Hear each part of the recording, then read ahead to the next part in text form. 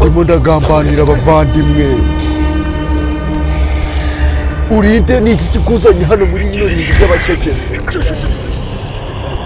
Biriya ntabwo twemereye kubivuga, ntumatirize kuvuga bino bintu byakugiraho ingaruka. Hari abavayo bacanye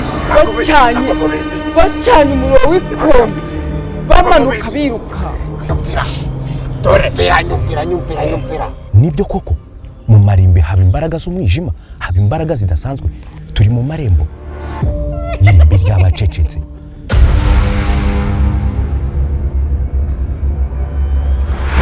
Burya ngo nujya gukora ikintu ujye ubanza ubitekerezeho neza mbere yo gucukumbura aya mabanga marimba abitse. Usibye kubitekerezaho, nabanje no kugisha inama abakuru. Gahunda yanjye yari ipanze gutya: kuwa kane saa 6 z'amanywa nagombaga kuba ngeze mu irimbi, nkarivamo saa 8 z'ijoro. Intego yanjye yari ukumenya neza koko nimba mu marimbi haberamo ibidasanzwe iby'amaso yanjye atarabona. Abakuze banduta bangiriye inama yo kubireka, ngo nshobora kuhagwa cyangwa nkahakura umuvumo udasanzwe. Narabyumvise ariko sinabyumvira. Nahise mfata icyemezo cyo kubanza nkabaza umuntu umwe ari we wa nyuma. Icyo yari kumbwira nicyo nari gukora. Uwo muntu nta wundi ni umukozi w'Imana, Apotre. Ntari buvuga izina rye kubwo impamvu z'umutekano we. Apotre yarambajije ati, wizera Imana? Ndamusubiza ni, Imana ndayizera cyane. Arangije ati, genda, Imana iri kumwe nawe. Gusa Apotre yongeyeho akantu kantera ubwoba, atariko nimba wizera Imana ukwiye kumenya ko kuba icyiza kibaho n'ikibi kibaho nta kabuza. None ushaka kurebesha ikiba amaso yawe? Kandi hahirwa abizera abatarabona.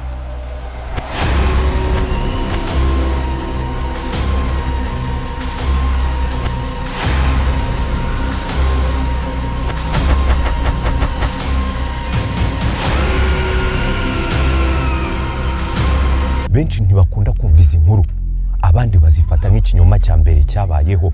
Uzirinda abamama batwite, uzirinda abagira ikibazo cy'umutima. Hari abazumva umusatsi ukorosoka ku mutwe, hari abazumva amabere akikora batonsa. Ni inkuru ziteye ubwoba, inkuru z'imbaraga z'umwijima. Irimbi, aho dushyingura abacu, aho natwe tuzashyingurwa.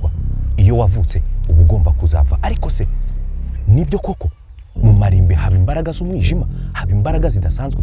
Turi mu marembo y'irimbi ry'abacecetse. Twazinduwe no gushira amatsiko yo kumenya koko nimba mu irimbi haba imbaraga zidasanzwe, imbaraga z'umwijima. Tugeze hano saa 6 z'amanywa, dufite intego yo kuhava saa 8. Ese amaso yacu araza kubona ibyo tutigeze tubona? Kamera zacu ziraza gufata amashusho tutigeze dufata kuva twatangira gufata amashusho? Twitwa Bproud. Reka amatsiko ashire.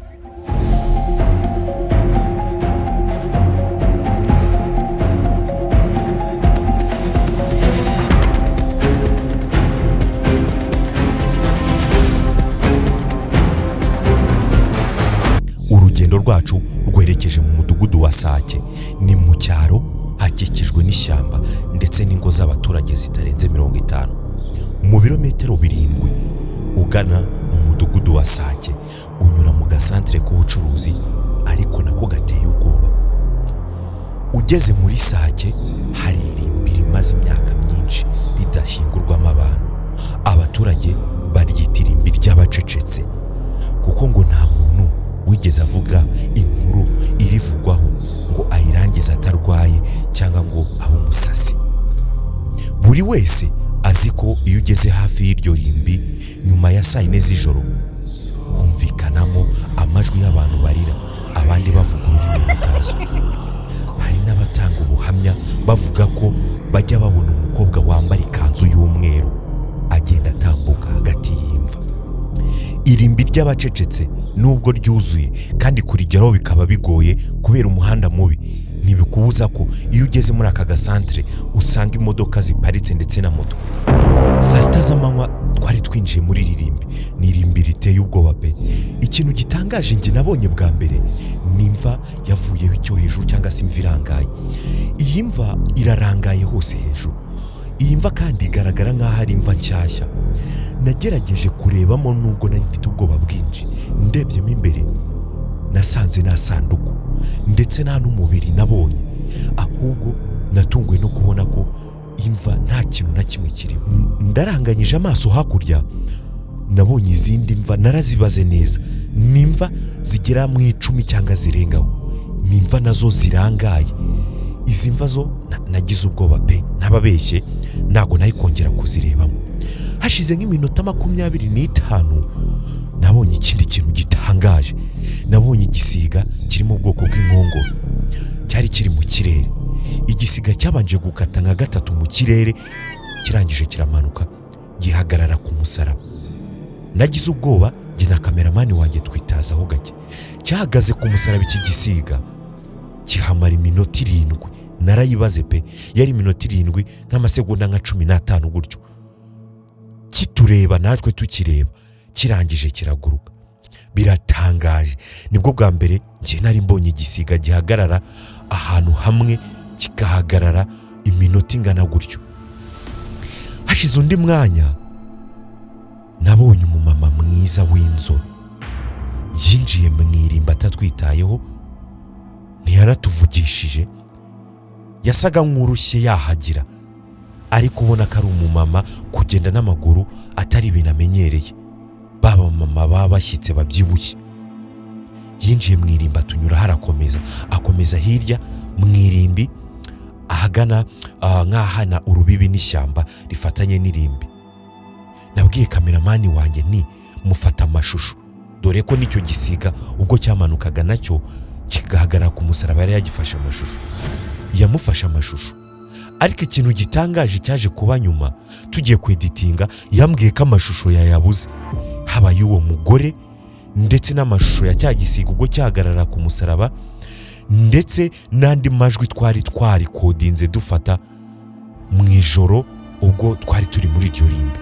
Yambwiye ko yabibuze, kandi ni ubwa mbere kameramani wanjye ibi ngibi rwose byari bimubayeho. Uko amasaha yicumaga niko ubwoba bwakomeje kuba bwinshi muri njye. Nibaza nimba koko intego nihaye yo guhera saa 6 z'amanywa kugeza isaa 8 z'ijoro ndibuze kuyisoza. Impamvu rero nari nahisemo kuva mu Irimbi saa 8 z'ijoro nuko bajya bavuga ko ngo iyo saa 8 z'ijoro zigeze ari bwo amarembo y'ikuzima afunguka, ndetse ngo abazimu nibwo babaje ku isi.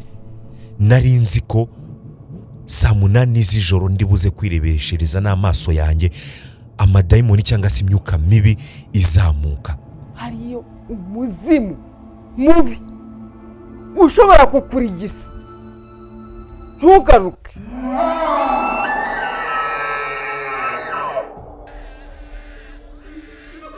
Hari abavayo bacanye umuriro w'ikombe, bamanuka biruka bajya mu bishanga iyo,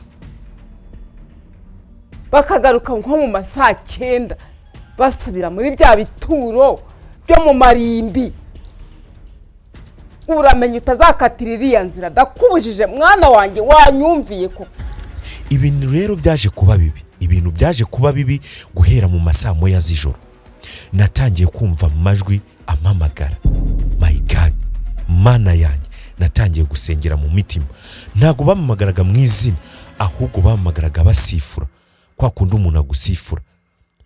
Natangiye gusengera mu mutima. Mu kanya gato nagiye kumva numva umuntu araturitse arasetse. Hagati mu Irimbi aho twari turi nta wundi muntu twabonye usibye wa mumama winjiye mu Irimbi, kandi igihe twari tuhamaze ntabwo twigeze tubona risohokamo, kubera ko ahantu hasohokera Irimbi twari tuhiteze, kandi nta handi hantu umuntu yari gusohokera mu Irimbi usibye mu bihuru. Kameramani wanjye yahise agira ubwoba, arambwira ati ibyo tubonye birahagije bro, dutahe. Naramubwiye nti ihangane, ntacyo tuba, ihangane, turi kumwe n'Imana, turasenga, ibahari turaza kubivamo amahoro. Saa 6:10 twatangiye kubona ibintu bidasanzwe. twumvisha akayaga gasa nkaho gakonje cyane, hahandi umuyaga uza ariko kazana n'imbeho idasanzwe. Ntigeze numva rwose. Mu matsiko menshi ndetse no gutegereza ko hari ikidasanzwe twabona, hari mu masaha ashyira saa 7 z'ijoro, hari saa 6:47. Twari twinjiye mu wundi munsi. Mu irimbi ry'abacecetse rwagati twari twicaye, hakurya ugana mu mbibi yaryo. Twatangiye kumva amajwi y'ibihumbi by'isi. Duhindukiye twerekeje y'amaso, twabonye ikibatsi cy'umuriro. Ntababeshya ubwoba bwahise butaha umubiri wanjye, ariko narikomeje nsengera mu mutima. Ndangije mbwira kameramani wanjye nti tuhegere ikiba kibe. Mu ntera metero nka 50 nari nitegeye neza aho ibyo byaberaga.